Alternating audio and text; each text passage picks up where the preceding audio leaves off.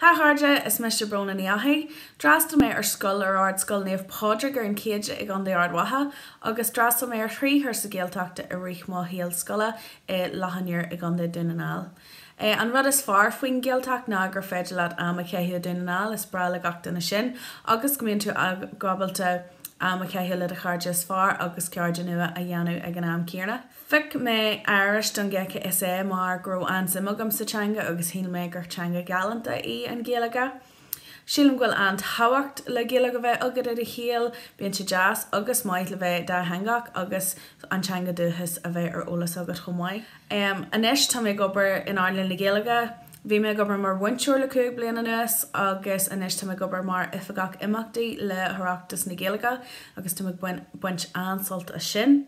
An rud is fearr faoin Ghaeilge ná go dtugann sé eispras difriúla dit don faoin síl agus go mbíonn taithí difriúla agat bíonn sort grúpa cáirde difriúla agat óna daoine nach bhfuil Ghaeilge ach agus go mbíonn deisna a bhád níos fearr agat gursaí fástaíochta chomáid. An seanachil is fearlam ná ní bhíon in aon rudach seáil, sílim ghfuil an uirne leis agus go crudí sé go mórlam a rith an fandéim seo. Gur magadh, slán libh.